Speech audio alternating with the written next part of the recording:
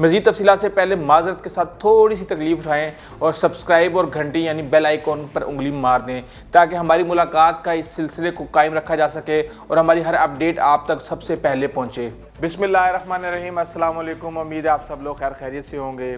जैसा कि आपको पता है कि सियासी मैदान गर्म है, हर तरफ हलचल मची हुई है और मियां नवाज़ शरीफ की बीमारी बहुत ज़्यादा डिस्कस हो रही है मुल्क के अंदर, तो दूसरी तरफ धरने पे बात हो रही है।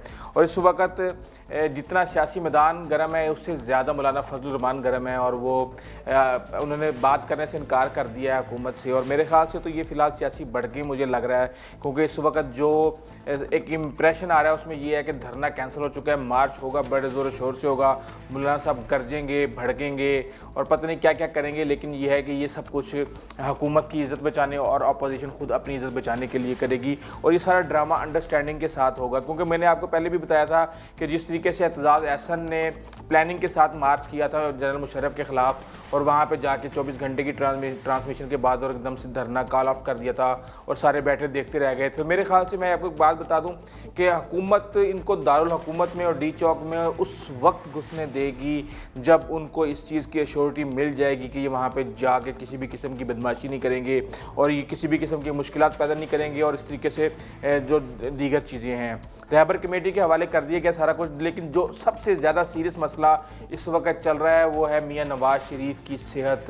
मैं आपको एक बात बताऊं, मैं आपको अभी साबित करूंगा कि मियां नवाज़ शरीफ इस वक्त एक बम के ऊपर बैठे हुए हैं और अगर ये बम फट गया तो ये हुकूमत समेत हर एक को अपने साथ उड़ा के ले जाएगा। उनकी तबीयत इस वक्त बहुत ज़्यादा शदीद ख़राब है और उनको लाहौर के सर्विसेज हॉस्पिटल में वो ज़ेरे इलाज है इस वक्त। डॉक्टर्स ने इन्हें लाहक बीमारी के बारे में तशखीस का कहा है कि हमने मुकम्मल कर ली है और इलाज करने वाले मेडिकल बोर्ड ने बताया कि टेस्ट के रिज़ल्ट और डॉक्टरों की मुशावरत के बाद ये बात सामने आई है कि साबिक वज़ीर आज़म को ITP का मर्ज़ लाहक है।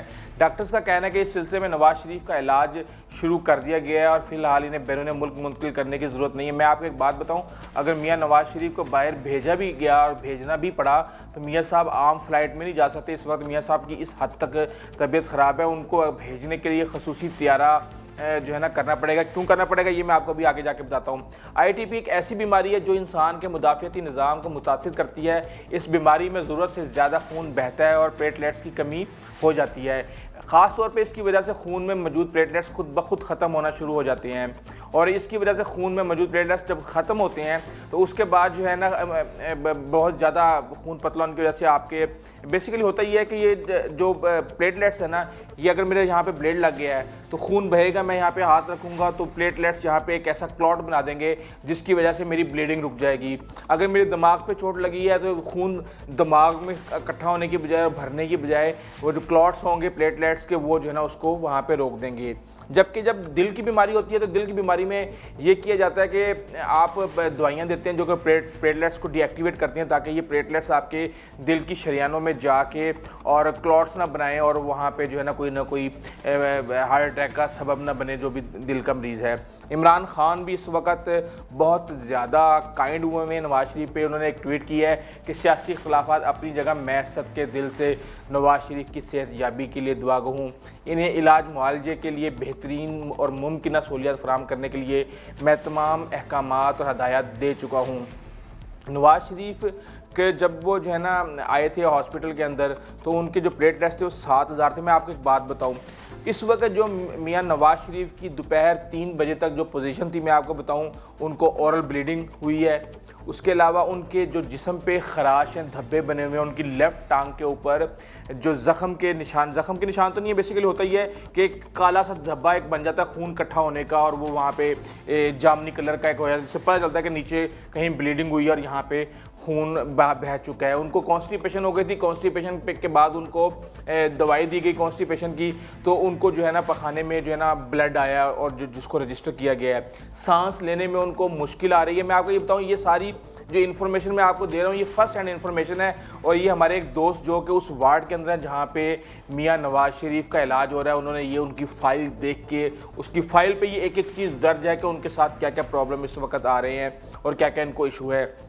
जहाँ तक प्लेटलेट्स की बात है, मैं आपको एक बात बताऊं, इम्यूनोग्लोबिन और स्टीरॉइड्स लगाए जा रहे हैं मियां नवाज शरीफ को, ताकि उनके प्लेटलेट्स को जो है ना कवर किया जा सके, इम्प्रूव किया जा सके। और उनको 7 मेगा किट लगी हैं, और 7 मेगा किट लगने के बाद दोपहर 3 बजे जो उनके ब्लड सेल्स थे वो 6000 थे। किसी भी नॉर्मल आदमी को अगर आप 7 मेगा किट्स और इसी तरीके से इम्यूनोग्लोबिन और स्टीरॉइड लगाएं, तो मेरे ख्याल से एक दिन के अंदर अंदर उसके जो स्टीरॉइड्स हैं और जो उसके प्लेटलेट्स हैं, जो दूसरी चीज़ें हैं, वो 1 लाख से ज़्यादा आगे हो जाती हैं। और वो जो है ना वो मियाँ साहब की कंट्रोल ही नहीं हो रही, 20,000 पे जाती हैं, 24,000 पे जाती हैं और एकदम से वापस आ जाती हैं। मुझे उस डॉक्टर ने बताया कि ये मियाँ नवाज शरीफ इस वक्त एक बम के ऊपर बैठे हुए हैं, और ये बम अगर फट गया तो आप सोच सकते हैं कि क्या होगा। इस वक्त हुकूमत के भी हाथ पांव फैले हुए हैं, हर तरफ से बयान आ रहे हैं, जी हम इस चीज़ के लिए भी तैयार हैं, हम उस चीज़ के लिए भी तैयार हैं, और बहुत सी बातें की जा रही हैं। मैं आपको बताऊं कि ये प्लेटलेट्स का मसला तो जो है सो है, मियाँ नवाज शरीफ को शुगर भी है, और उसके अलावा हार्ट अटैक्स उनको 2-3 हो चुके हैं। इससे पहले उसकी रिपोर्ट्स के अंदर उनकी आई हैं कि सिम्टम्स हैं सारे, डिप्रेशन है, एंग्जाइटी, और मियाँ साहब बेतहाशा बीमारियों का जो है ना मजमुआ लेके इस वक्त सर्विसेज हॉस्पिटल में बैठे हैं। और कहा जा रहा है कि जी अल्लाह ताला उनको शफा दे, वरना इस वक्त मुल्क के लिए ये बेहतर नहीं होगा कि मियाँ साहब जो है ना कुछ हो जाए। इसके अलावा मैं आपको एक बात बताऊँ कि प्लेटलेट्स होते क्या है, ये मैं आपको बताता हूँ, ताकि आपको पता चले कि मियाँ साहब को किस किस्म की बीमारी है और किस किस्म की जो है ना इस बीमारी से किस तरीके से निजात हासिल की जा सकती है, या ये कितनी ख़तरनाक है। जैसा कि मैंने आपको पहले बताया कि प्लेटलेट्स जो हैं ये बुनियादी तौर पर ब्लीडिंग को प्लग करते हैं, ये खून के साथ गर्दिश करते रहते हैं, और कहीं भी कट या खराश लगने की सूरत में ये वहाँ पे जमा होकर क्लॉट बना लेते हैं। बैरूनी तौर पर जिस्म पर ज़ख्म आने की सूरत में बहने वाला खून और ऐसी खराशें या ज़ख्म जो अंदरूनी तौर पर आते हैं, प्लेटलेट्स इनसे खून को रसने या खारिश होने से रोकता है। हम जो खाना खाते हैं इस दौरान अंदरूनी वेंस के अंदर खराशियाँ आ सकती हैं, और जैसा कि अगर सर पे चोट लग जाए और दिमाग के बहुत ही नाजुक जो कैविटीज़ होती हैं उसके ऊपर अगर चोट आ जाए तो खून का अखराज हो सकता है, जिससे काफ़ी नुकसान हो सकता है। प्लेटलेट्स की गैर मौजूदगी में खून दिमाग में जमा होना शुरू हो जाएगा और इसमें गैर मामूली दबाव का सबब बनेगा। अगर प्लेटलेट्स की जिस्म में कमी हो तो ब्रेन हेमरेज यानी दिमाग में नस के फटने या खून के रसने का अमल भी शुरू होने का बहुत ज़्यादा ख़तरा होता है।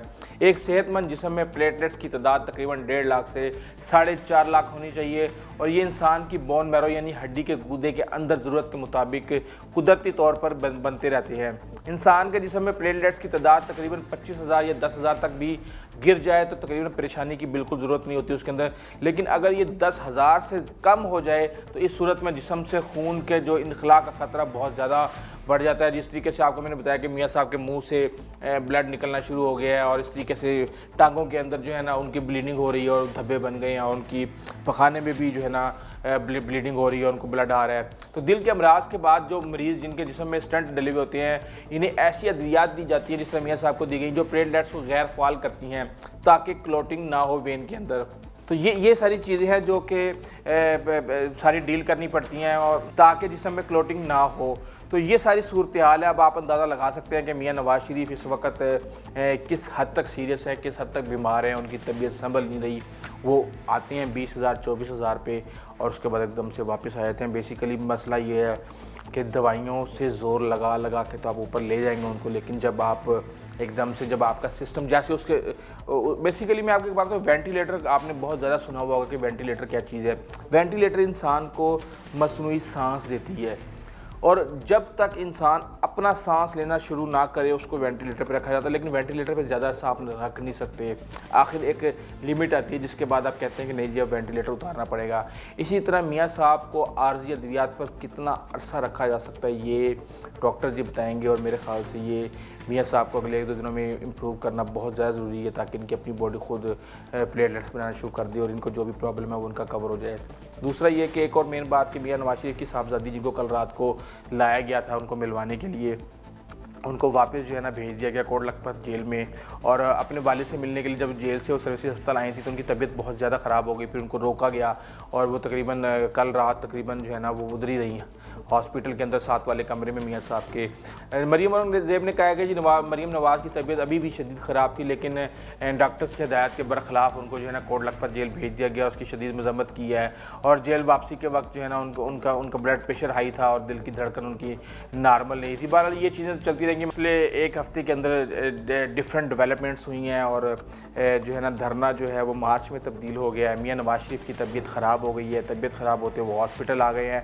हॉस्पिटल में उनको लाने के बाद ही मरीम को भी स्पेशल इजाज़त दे दी गई है। इमरान खान फ़ोन कर के पंजाब गवर्नमेंट को कह रहे हैं कि मियाँ साहब के साथ हर तरह का आप ताउन करें। कभी चौधरी सरवर को फ़ोन कहा जा रहा है कि जाके आप उनकी इजाज़त करें, तो कभी फ़ोन आ रहे हैं जनाब CM पंजाब के जनाब हमारा हेलीकॉप्टर अगर आपको चाहिए तो आपके लिए हाजिर है। पाकिस्तान से अगर आपको किसी डॉक्टर की ज़रूरत है तो वो भी हम आपको फराहम कर देंगे। आपको दुनिया में किसी और जगह पे अगर इलाज करवाना है तो वहाँ पे भी आप इलाज करवा लें। मियां नवाज शरीफ के भाई जनाब शहबाज शरीफ ने भी फ़ाइल कर दी है अपील कोर्ट के अंदर के भी मियां नवाज शरीफ को आप तिब्बी बुनियादों के ऊपर आप प्लीज़ इनको आप आउट ऑफ कंट्री भेजें और इनको इजाज़त दी जाए। गवर्नमेंट के खुद ऑफिशियल्स कह रहे हैं कि जो मियां नवाज शरीफ को शायद अब तिब्बी बुनियादों के ऊपर रिलीफ दे दिया जाए और इसीलिए डील की बहुत ज़्यादा शोर मच रहा है। कोई जो कुछ लोग बिल्कुल भी मियां नवाज शरीफ को इस किस्म की मैं रिलैक्सेशन देने के लिए तैयार नहीं है कि मियां नवाज शरीफ बीमार है तो इसका कोई वो फ़ायदा उठाएं। वो कहते हैं हिसाब दो और हमारे पैसे पहले हमें वापस करो,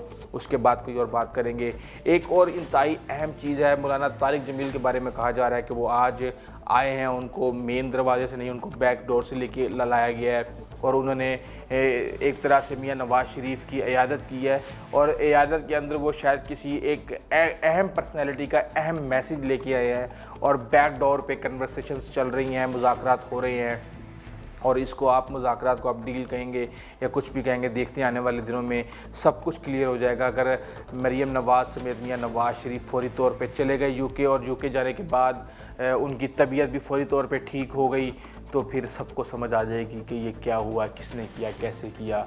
और मेरे ख़्याल से ये कौम अब बिल्कुल भी तैयार नहीं है इस वक्त के भी बार बार एक ही तरह के लोगों से एक ही बिल से डसे जाए और इस कौम को भी फिर कोई फैसले करने पड़ेंगे। जाने से पहले इंतहाई माजरत के साथ दोबारा मैं आपको तकलीफ दूंगा कि प्लीज़ आप सब्सक्राइब करें चैनल को, घंटी यानी बेल आइकॉन का बटन ज़रूर दबा दें, उसके ऊपर एक दफ़ा जस्ट उंगली मारें, आपका मसला हल हो जाएगा ताकि हमारी जो मुलाकात का एक सिलसिला कायम हुआ है उसको जारी रखा जा सके और हमारी हर अपडेट आप तक सबसे पहले पहुँचे। अंटिल द नेक्स्ट टाइम, अल्लाह हाफिज़।